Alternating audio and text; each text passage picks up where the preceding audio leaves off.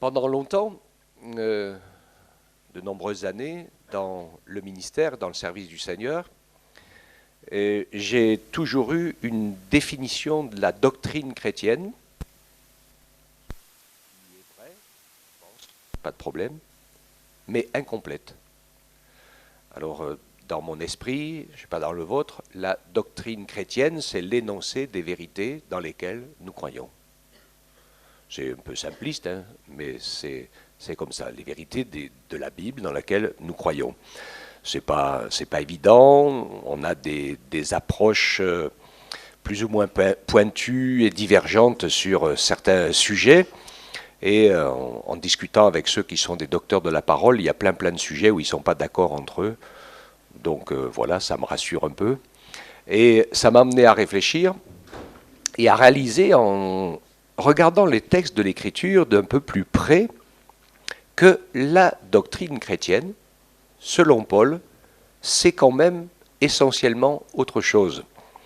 Et c'est de cela que je vais vous parler ce matin, et c'est ce qu'on va voir. Avant de lire le texte, je vous donne comme ça l'idée générale, ça vous permettra peut-être de vous en rendre plus compte, et plus et mieux compte. L'idée générale, en fait, c'est que la bonne doctrine chrétienne, c'est de vivre d'abord selon le fruit de l'esprit. C'est de vivre ce que nous croyons, et ça c'est super important.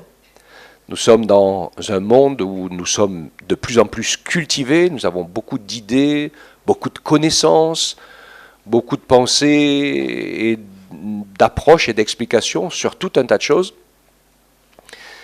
Et c'est vraiment, pour moi, hein, j'ai découvert ce mot, vous allez dire, je le sors tout le temps, hein, on est vraiment dans le règne de la dichotomie, parce qu'en fait, côté pratique, côté réalité, côté terrain, côté vivre les choses en réalité par rapport à ce que l'on croit, ça c'est toujours plus difficile. Hein. Il y a des gens qui sont convaincus d'avoir un amour, une relation amicale et émotionnelle stable et dans la norme, et puis qui ne sont pas capables de pardonner, qui ne sont pas capables d'entendre un reproche, qui ne sont pas capables de se remettre en question.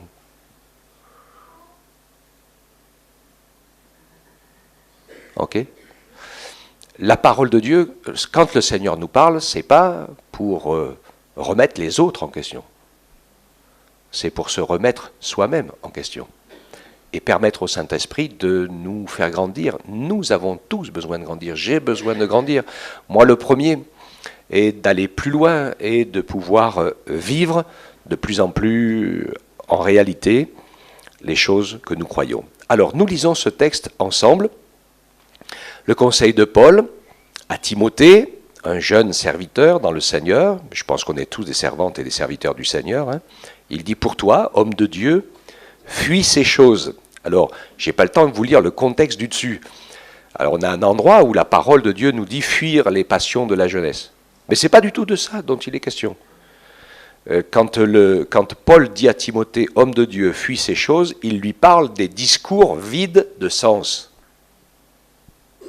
D'accord ?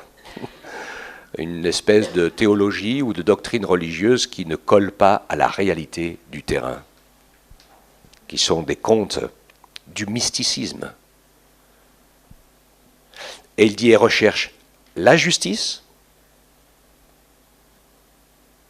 C'est quoi la justice ? La Bible, elle nous parle de la justice. C'est des choses qu'il faut cultiver. Hein.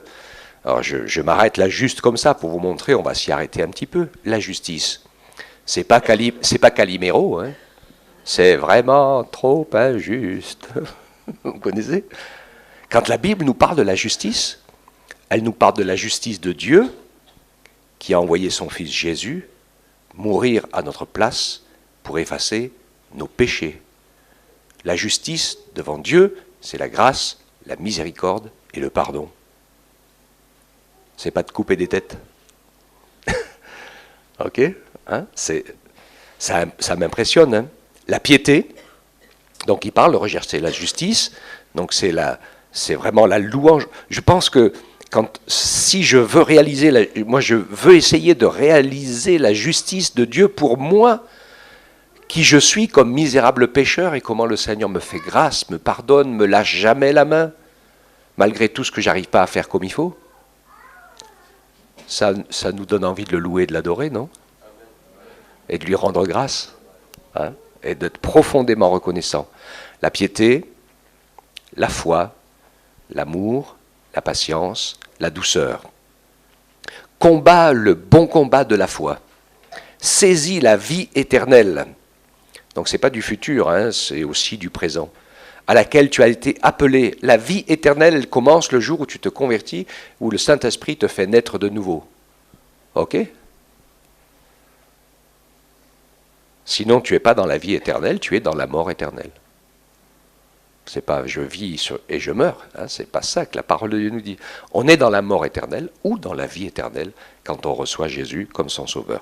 Donc nous qui croyons en lui, qui avons confessé son nom, nous sommes entrés dans la vie éternelle. Nous avons été appelés donc à saisir la vie éternelle, laquelle tu as été appelé, pour laquelle tu as prononcé une belle confession en présence d'un grand nombre de témoins. Je te le recommande devant Dieu qui donne la vie à tous les êtres et devant le Christ Jésus qui a rendu témoignage par sa belle confession devant Ponce Pilate.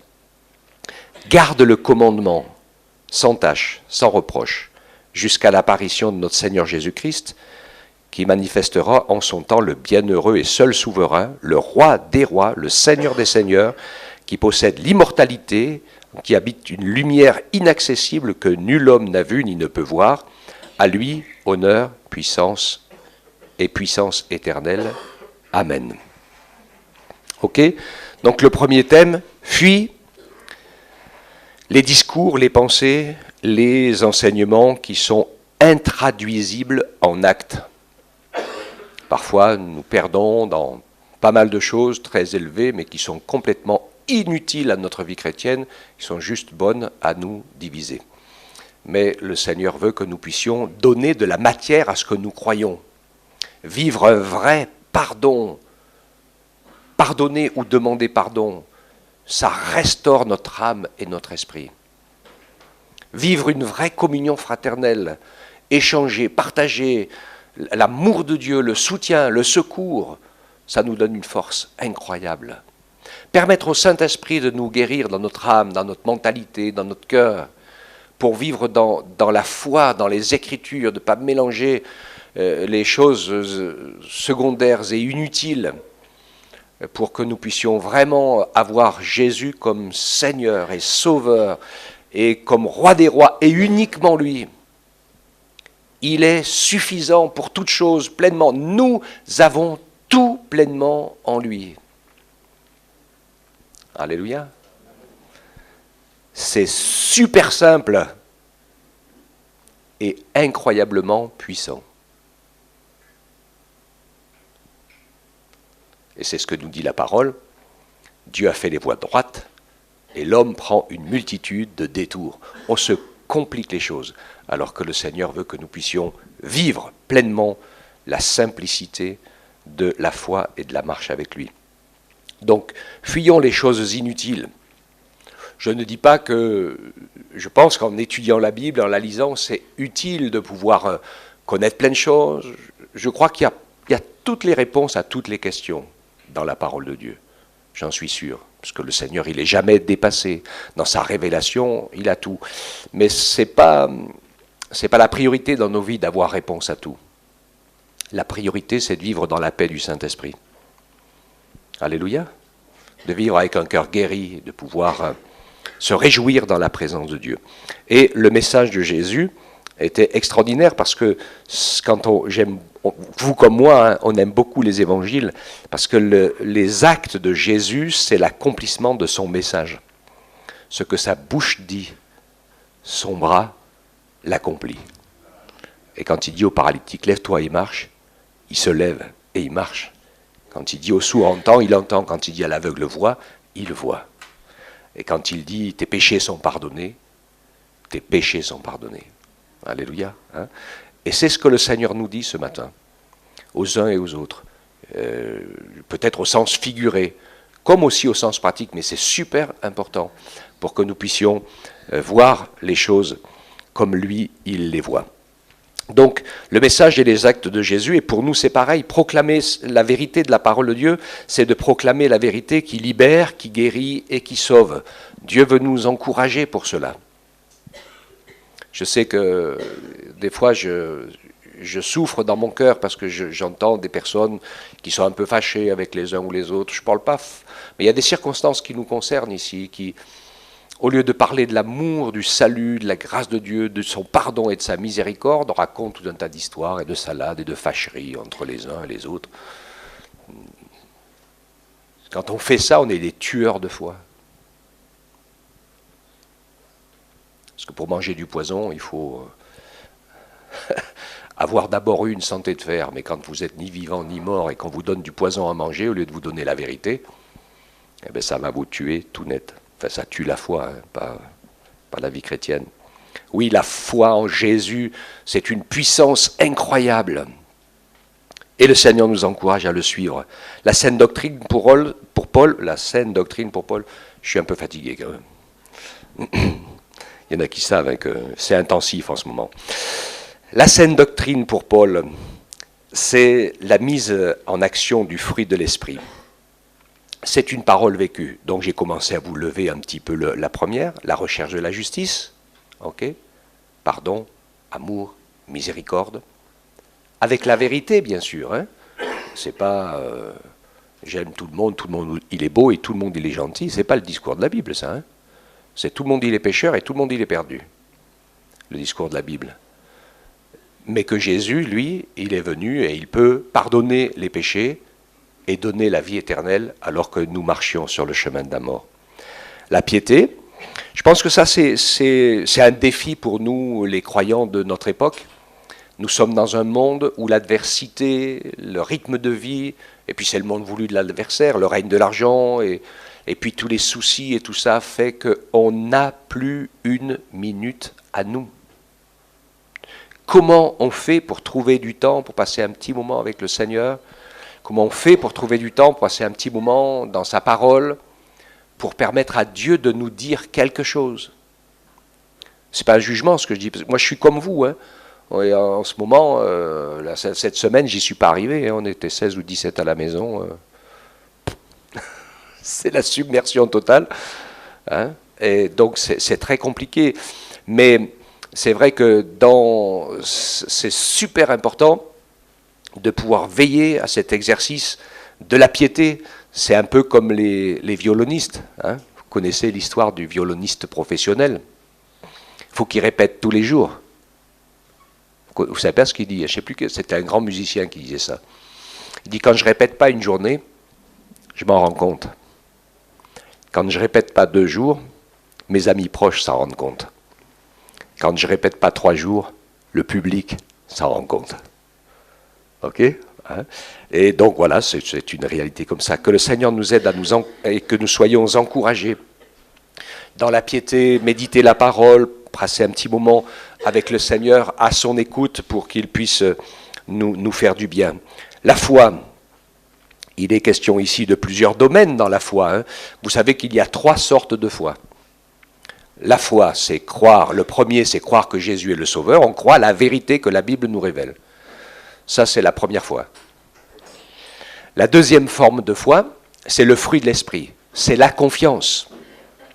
C'est ce qu'a vécu par exemple Joseph quand il a été vendu par ses frères, servi comme un esclave, trahi, travaillé dans la prison.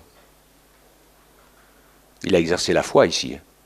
Garder confiance, rester fidèle à Dieu, alors que sa vie était on aurait dit que l'adversaire était en train de le détruire. C'est ce que l'adversaire voulait certainement. Mais Dieu était en train de le former.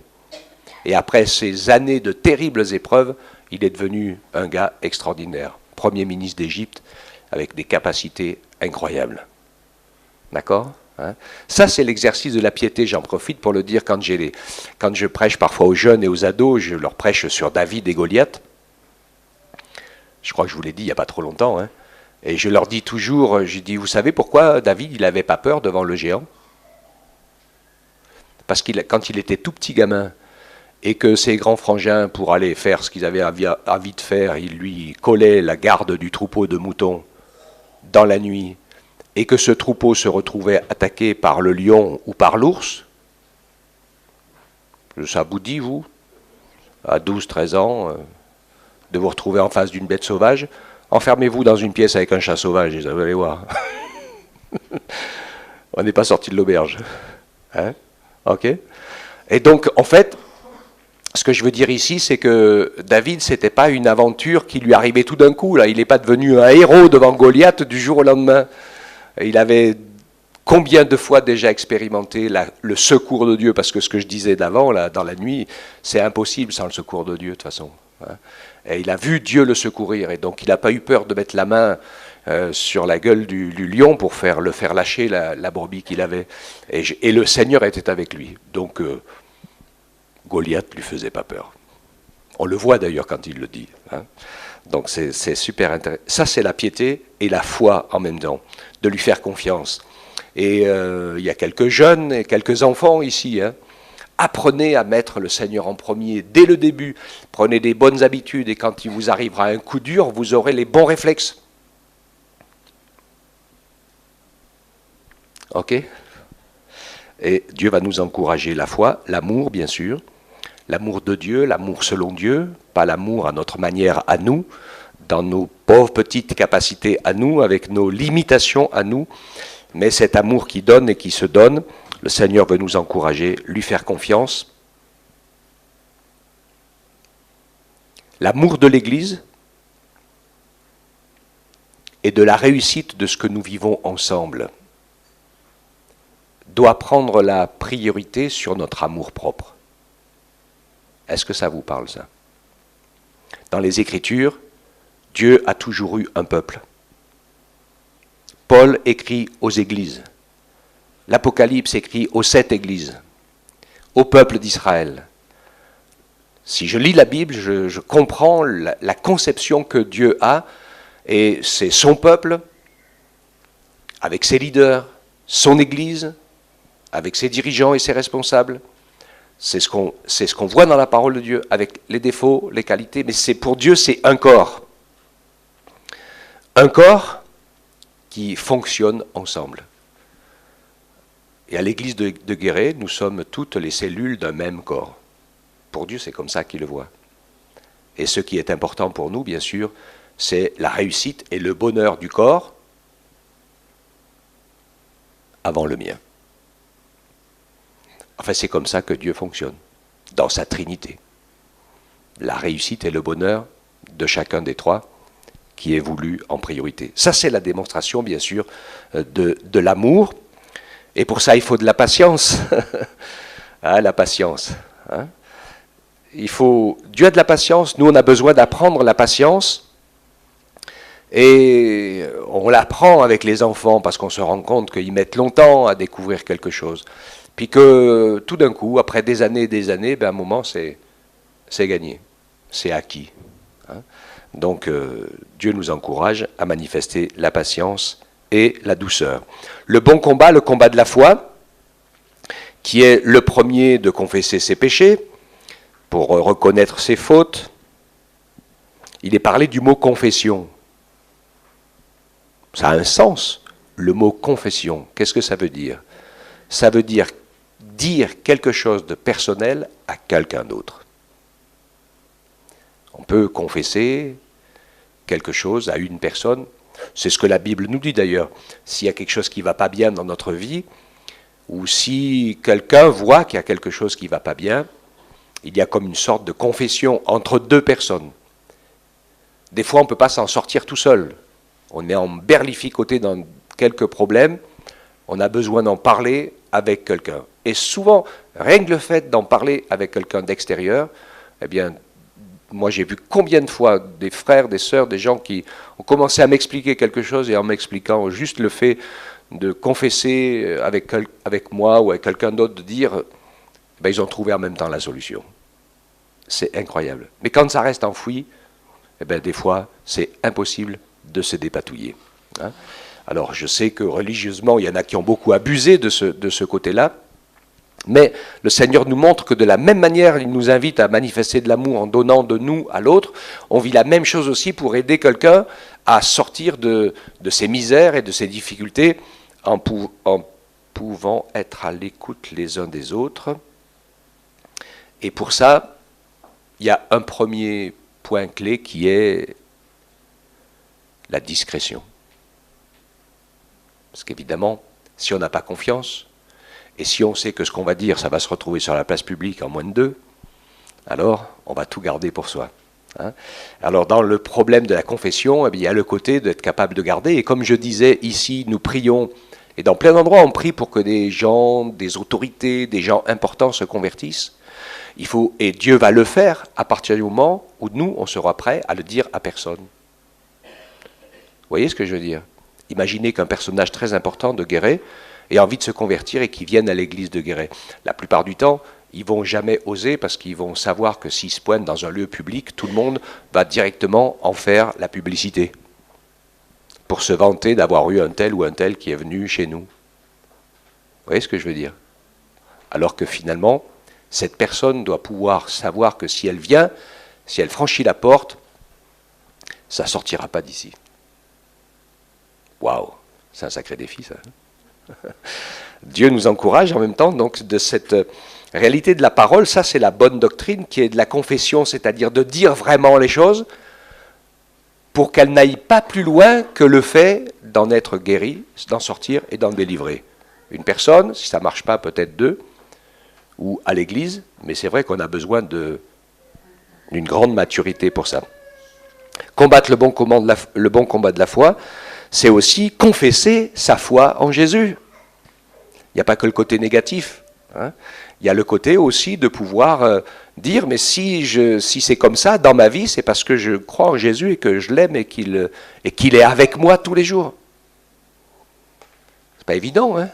Pouvoir dire à celui ou celle à qui on parle du Seigneur, je ne suis pas meilleur que toi, hein, je suis pareil, mais je sais que je ne suis pas tout seul, parce que Jésus est avec moi. Alléluia. Hein.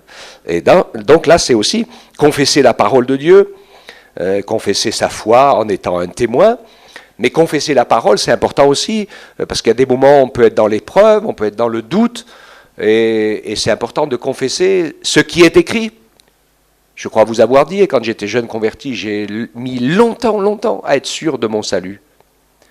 J'étais sûr que j'avais fait le bon choix en donnant ma vie à Jésus. J'étais sûr que Jésus avait pardonné mes péchés en mourant sur la croix. Mais je n'étais pas sûr que je pouvais aller au ciel quand même. C'est bizarre hein, comment on est tordu. J'ai bataillé des mois pendant mes premiers mois de conversion avec le Seigneur et de marcher avec lui. Et puis un jour, dans la prière et dans l'adoration, le Saint-Esprit, une parole, une pensée est venue dans mon cœur me reprendre, mais c'était super important parce que c'était de Dieu que cette parole venait. Il me dit, est-ce que c'est ce que tu penses, ce que tu ressens, ce que tu comprends qui est la vérité, ou c'est ce qui est écrit dans ma parole qui est la vérité ? Et ce qui est écrit dans ma parole, c'est celui qui croira et qui sera baptisé, sera sauvé. Il y avait l'interrogation et la réponse au bout. Je dis, Seigneur, pardonne-moi d'avoir douté. Ok ? Et le Seigneur va nous en prendre à confesser sa parole, à nous dire à nous-mêmes, parce que des fois, David, le psalmiste, il avait compris, hein, je dis à mon âme, bénis l'Éternel. Je n'ai pas envie du tout, hein. Ou des fois, je dis à mon corps, viens au culte, parce que je n'avais pas envie de me lever le dimanche matin. Hein. Surtout quand la nuit a été courte. Mais c'est super important. Ça, c'est la bonne doctrine.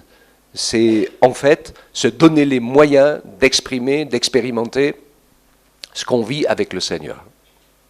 Je disais il n'y a pas longtemps, et je le dis à qui veut l'entendre, il y a des fois des personnes, il y a des moments, on vit des moments compliqués dans la vie de l'Église. Et il arrive des fois, on n'a plus envie d'y venir. Et j'ai dans ma famille ou dans d'autres endroits, j'ai vu des personnes qui ont commencé à prendre ce chemin-là. J'ai dit, si vous continuez sur ce chemin, vous perdrez vos enfants. Eh oui. Parce que si la seule foi que vous avez, c'est de la théorie, mais que vos enfants, même si des fois on vit des moments difficiles, nous, nos enfants de pasteurs, des fois ils en ont vu un peu et entendu. Mais ce qu'ils ont vu, c'est que quoi qu'il arrive, quoi qu'on nous dise, quoi qu'on entende, quoi qu'il se fasse, l'Église du Seigneur a la priorité. C'est l'épouse de Jésus. Et on la sert. On y donne de son temps, de son cœur, de son argent, parce que c'est notre famille. Amen. Bon, c'est super important, hein. Ça, c'est la foi et la confession de la foi en action, en réalité, qui permet au Seigneur de manifester son plan. La vérité, c'est quoi? C'est Jésus d'abord. Jésus a dit « Je suis le chemin, la vérité et la vie. Nul ne vient au Père que par moi. » Donc personne ne contient la vérité, personne n'a la vérité, personne ne peut se vanter. La vérité, c'est Jésus et uniquement Jésus. Et si je veux être dans la vérité, alors il faut que ma vie soit en Jésus. Alléluia. La vérité, c'est aussi des mots qui disent des faits. Et ça, c'est pas facile. Hein, que ce que nous disons, ce que nous croyons, ce que nous pensons, c'est ce que nous vivons. Alléluia. Voilà. Et puis je termine avec... alors mes enfants rigolent quand je dis ça, parce que quand je dis conclusion, apparemment c'est le milieu du message, mais bon, ça devrait... On va essayer de faire plus court. Il nous parle au verset 14, il se fiche de moi un peu, c'est rigolo des fois, je les aime bien, ils sont mignons. Il dit « Garde le commandement sans tache et sans reproche, jusqu'à l'apparition de Jésus, qui en son temps, bien sûr, manifestera qu'il est le roi des rois, le Seigneur des seigneurs. Jésus, c'est le seul qui possède l'immortalité, qui habite une lumière inaccessible, etc., qui aucun de nous ne peut atteindre. Mais c'est lui qui est venu nous chercher. Et en vrai, hein, il est venu nous chercher au fond du trou, hein, jusqu'aux brigands sur la croix en train de mourir tous les deux ensemble. Hein. Alléluia, quel amour extraordinaire. Quand il nous dit « garde le commandement », nous sommes tous ensemble gardiens du plus important commandement. Dans le Nouveau Testament, il est écrit 7 fois, et ce commandement, c'est Jean 13, 34, « Je vous donne un commandement nouveau, aimez-vous les uns les autres. Oui, comme je vous ai aimé, aimez-vous les uns les autres. » Amen. Et le Seigneur veut donc nous encourager. L'année se termine. Nous avons peut-être eu beaucoup de projets, et puis il y a des choses qui se sont faites. Hein. Et je pense qu'il faut avoir des rêves, des visions et des projets, il n'y a pas de souci, mais ne les concevons pas sans le Seigneur à nos côtés. Ne rêvons pas sans lui, parce que nous risquons de nous retrouver à l'envers, à un moment ou à un autre. Alors j'avais préparé un autre message au cas où le témoin du premier dimanche de décembre ne serait pas assez long, mais dans mon cœur, j'étais sûr qu'il y avait assez de choses à dire pour que j'ai rien à dire. Et donc, j'ai retrouvé dans ce message le texte que j'avais choisi, Philippiens 2, et on va lire les 12 versets. C'est une super conclusion à ce que je viens de dire finalement, qui nous reparle toujours de ce côté pratique de notre foi, notre marche avec le Seigneur, cette vraie doctrine, cette saine doctrine qui est de pouvoir permettre au Saint-Esprit de nous faire vivre ce que la parole de Dieu nous dit et de pouvoir mettre en pratique sa parole. Philippiens 2, 1. C'est bon. S'il y a donc quelque consolation à Christ, s'il y a quelque encouragement dans l'amour, s'il y a quelque communion de l'esprit, s'il y a quelque compassion et quelque miséricorde, mettez le comble à ma joie afin d'avoir une même pensée, ayez un même amour, une même âme, une seule pensée, ne faites rien par rivalité ou par vaine gloire, mais dans l'humilité, estimez les autres supérieurs à vous-même. Que chacun de vous, au lieu de considérer ses propres intérêts, considère aussi ceux des autres. Ayez en vous la pensée qui était en Jésus-Christ, lui dont la condition était celle de Dieu. Il n'a pas estimé comme une proie à arracher d'être égal à Dieu, mais il s'est dépouillé lui-même, en prenant la condition d'esclave, en devenant semblable aux hommes. Après s'être trouvé dans la situation d'un homme, il s'est humilié lui-même, en devenant obéissant jusqu'à la mort sur la croix. C'est pourquoi aussi Dieu l'a souverainement élevé et lui a donné le nom qui est au-dessus de tout nom, afin qu'au nom de Jésus, tout genou fléchisse dans les cieux, sur la terre et sous la terre, et que toute langue confesse que Jésus-Christ est Seigneur, à la gloire de Dieu le Père. Ainsi, mes bien-aimés, comme vous avez toujours obéi, avec crainte et tremblement, mettez votre salut en action, non seulement comme si j'étais présent, mais bien plus encore maintenant que je suis absent, car c'est Dieu qui opère en vous le vouloir et le faire, selon son dessein bienveillant. Faites tout sans murmure ni discussion, pour être irréprochables et purs, des enfants de Dieu sans reproche, au milieu d'une génération corrompue et perverse, parmi laquelle vous brillez comme des flambeaux dans le monde. Amen. Je crois que plus notre doctrine chrétienne est la mise en pratique toute simple de la parole de Dieu dans notre vie personnelle, et plus notre lumière brille. Enfin, notre lumière, la lumière de Christ brille au travers de nous. Et c'est ça qui est important. Ce n'est pas que nous soyons vus, mais que Christ soit vu au travers de nous. C'est vraiment ça l'essentiel. C'est un défi pour nous. Il y a des gens qui ont fait des grandes œuvres, qui sont élevés en disant « Oh, un tel, il a fait ceci, il a fait cela ». L'Église fidèle, l'Église de Jésus-Christ des derniers temps, elle a une caractéristique très particulière, c'est que le monde voit ses œuvres, ses actions et ce qu'elle fait, et il rend gloire à Dieu pour le Seigneur, et rend gloire au Seigneur pour ce que l'Église vit et fait, et pas aux gens. Amen. Donc que le Seigneur nous permette ainsi de pouvoir nous réjouir dans sa présence, l'adorer, sans attendre de le mériter, parce que sinon on ne le fera jamais, le prier, lui rendre gloire, compter sur lui, vivre sa parole, elle est une force incroyable.